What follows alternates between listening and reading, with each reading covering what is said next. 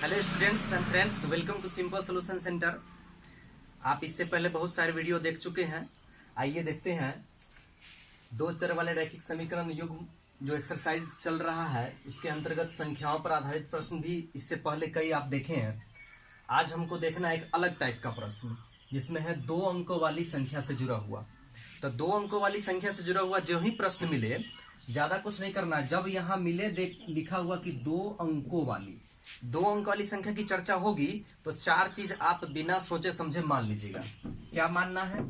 तो सबसे पहले मान लेना है दहाई अंक, फिर मानना है इकाई अंक। तो मानते हैं, माना कि दहाई अंक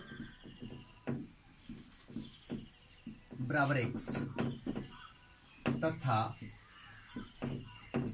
इकाई अंक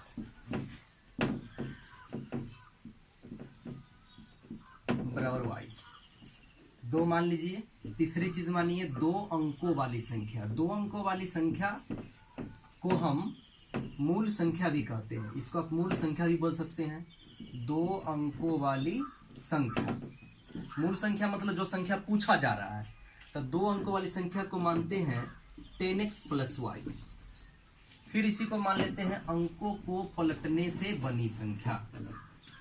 अंकों को पलटने से बनी संख्या, पलटने से बनी संख्या। तो ये हो जाएगा 10y + x।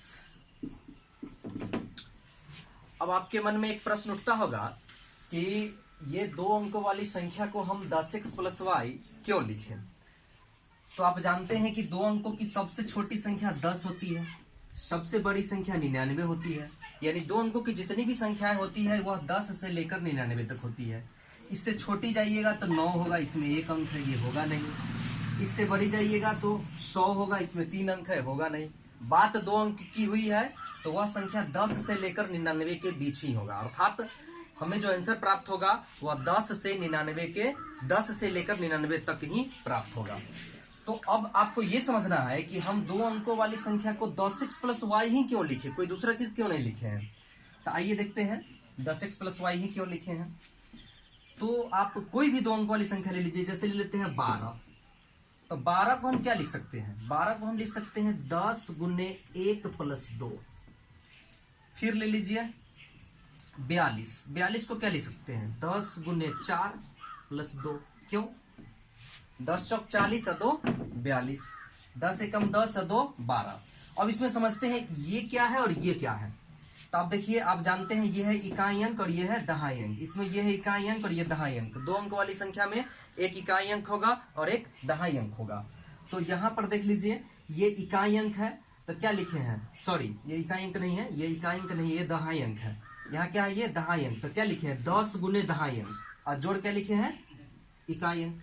फिर यहाँ लिखे हैं 10 × 4। तो 4 क्या है? दहाई अंक है। तो 10 × दहाई अंक और जोड़ 2 लिखे हैं तो 2 क्या है? इकाई अंक है। अर्थात किसी भी दो अंक वाली संख्या को हम 10 × दहाई अंक जोड़ इकाई अंक लिख सकते हैं।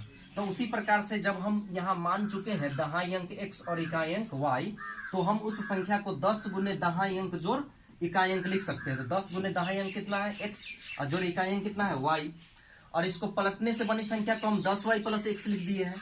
तो पलटने से जो ही बनाएंगे तो इकाई अंक दहाई बन जाएगा, दहाई इकाई बन जाएगा। जैसे 42 को ही पलट दीजिए तो क्या हो जाएगा? 24 हो जाएगा। तो 24 होने की स्थिति में क्या हुआ? जो इकाई अंक था वो दहाई पर चलाया और जो दहाई अंक था वो इकाई पर चलाया। तो इसको हम लिख सकते हैं 10 × फिर इसका दहाई अंक जो है वो 2 हो जाएगा और इकाई अंक कितना हो जाएगा? 4 हो जाएगा। तो यानी कि जो आपका यहाँ पर इकाई पर था वो दहाई पर आ गया और जो दहाई पर था वो इकाई पर आ गया। इसलिए यहाँ पर भी क्या हो गया? जो दहाई पर था वो इकाई पर आ गया, जो इकाई पर था दहाई पर आ गया। तो आप इतना बात समझ गए होंगे कि दो अंक वाली संख्या को हम 10x + y क्यों लिखे हैं और अंकों को पलटने से बनी संख्या को 10y + x क्यों लिखे हैं। इतना बात केवल आपको दो अंकों वाली संख्या पढ़ने के बाद लिख लेना है। अब उसके बाद आगे का क्या प्रोसेस है वो देखेंगे। अब आते हैं प्रश्न से। प्रश्न से मतलब प्रश्न में कहा क्या है वो देख लीजिए। क्या कहा प्रश्न में? जैसा कि पिछले वीडियो में मैंने बताया था कि इसमें दो कथन होंगे, दो स्टेटमेंट होंगे। एक स्टेटमेंट से एक समीकरण बनेंगे और दूसरे स्टेटमेंट से दूसरे समीकरण बनेंगे। तो स्टेटमेंट ढूंढना है। दो अंकों की संख्या के अंकों का योग 12 है। एक स्टेटमेंट इतना है। किसका योग 12 है? अंकों का। तो अंक क्या क्या माने हैं? एक्स और वाई। दो अंक वाली संख्या में एक इकाई अंक होंगे, एक दहाई अंक होंगे। उन्हीं अंकों का योग कंडीशन के अनुसार 12 है। तो आप लिख दीजिए x प्लस वाई बराबर 12। ये इक्वेशन फर्स्ट हो गया। केस फर्स्ट की बात हम कर रहे हैं, ये केस फर्स्ट में। उसके बाद केस सेकेंड। सेकेंड केस क्या है इसका?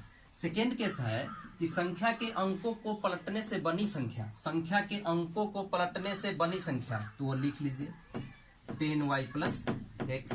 फिर क्या है? मूल संख्या से 18 अधिक है। मैंने कहा था दो अंकों वाली संख्या ही मूल संख्या होती है। तो मूल संख्या फिर यहां लिख लीजिए 10x प्लस वाई। 18 अधिक कौन है? ये है।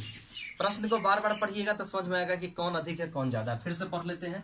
संख्या के अंकों को पलटने से बनी संख्या। तो बनी संख्या मूल संख्या से 18 अधिक है। मूल संख्या इससे ये 18 अधिक है, पहले से ये 18 अधिक है। अगर ये दोनों को हम बराबर करना चाहे तो क्या करें? इसमें 18 जोड़े या इसमें 18 जोड़े? ये तो पहले से ही अधिक है, तो इसमें जोड़ेंगे तो और ज्यादा हो जाएगा, इसलिए इसमें 18 जोड़ देंगे। इसमें 18 जोड़ दीजिए। अब ये दोनों बराबर हो गया। अब इसको एक साइड करके समीकरण बना लीजिए। देखिए यहाँ 10y प्लस x है, उधर ले जाइए माइनस 10x और माइनस y इक्वल टू यहाँ रह जाएगा 18। फिर क्या होगा? x में से 10x घटेगा तो क्या बचेगा? Minus 9x। और 10y में से y घटेगा तो निश्चित रूप से 9y बचेगा। अब बराबर कितना हो गया? 18। आप चाहे तो माइनस 9 कॉमन ले सकते हैं। माइनस 9 कॉमन ले लीजिए तो यहाँ बचेगा x, और माइनस कॉमन लेते हैं तो चिन्ह बदल जाता है, यानी प्लस से क्या हो जाएगा? Minus y। अब बराबर में इधर 18 है, इससे आप काटिएगा तो माइनस 2 मरतबे कट जाएगा। It means x minus y equal to minus 2। ये हो गया हमारा इक्वेशन सेकेंड। अब जब इक्वेशन फर्स्ट और सेकेंड प्राप्त हो गया है तो यहाँ से आप भी बना सकते हैं विलोपन विधि से। आप बनाइएगा, मैं बना देता हूँ। आप वीडियो को पॉज करके बना लीजिएगा और बना करके देखिएगा कि आपका और मेरा सही हुआ या नहीं। तो आइए दोनों समीकरण को देखते हैं। मैंने क्या कहा था कि विलोपन विधि से अगर हल करना होगा तो देखना होगा कि क्या दोनों में कोई ऐसा चर है जो बराबर है। तो देखिए y वाला बराबर है और x वाला ही बराबर है। अब दोनों में से किसी को लेकर के आप हल कर सकते हैं, किसी को विलुप्त कर सकते हैं। विलोपन विधि में क्या होता है? किसी एक को विलुप्त कर देना। तो जिसको विलुप्त करना आसान है वो काम कर लीजिए। यहाँ देख लीजिए, अगर x को बराबर करते हैं तो उस स्थिति में दोनों प्लस में है, घटाना पड़ेगा। घटाना लफड़ा वाला काम होता है, इसलिए घटाने वाला काम छोड़ दीजिए, जोड़ने वाला सोचिए, क्योंकि ये एक प्लस है और ये माइनस है। यहाँ जोड़िएगा तो काम चल जाएगा। इसलिए समीकरण फर्स्ट और सेकेंड को केवल जोड़ देना है। यहाँ किसी से गुना उना करने की जरूरत नहीं है। इसलिए जरूरत नहीं क्योंकि पहले से ही y वाला टर्म बराबर है। अगर बराबर नहीं रहता है उस स्थिति में हम दोनों के गुणांक को एक दूसरे से गुना करते हैं, लेकिन यहाँ उसकी जरूरत नहीं है। तो दोनों समीकरण को जोड़ दीजिए, वहीं से काम चल जाएगा। तो समीकरण फर्स्ट प्लस सेकेंड से जोड़ने पर इसलिए कर रहे हैं क्योंकि y वाला पद का जो चिन्ह है वह एक दूसरे के विपरीत है। तो जोड़ दीजिए, x plus y equal to 12 है और ये x minus y equal to minus 2 है। अब यहाँ पर जोड़ना है तो चिन्ह बदलना नहीं है। देखिए समान चीज आ गया और प्लस माइनस में है, काट दीजिए। ये दोनों जुट के हो जाएगा 2x, और 12 में से 2 घटेगा, यहाँ माइनस में है, घट जाएगा। जोड़ रहे फिर भी घटेगा क्योंकि माइनस में है। तो ये बच गया 10, 2 से काटिए 2 पंचे 10। तो x बराबर हो गया आपको 5। अब x का मान किसी समीकरण में रख दीजिए। x का मान समीकरण फर्स्ट में ही हम रख देते हैं। फर्स्ट में रखने पर x का मान अगर समीकरण फर्स्ट में रखते हैं तो फर्स्ट क्या है? x प्लस वाई है, यानी 5 प्लस y इक्वल टू कितना हो गया? 12।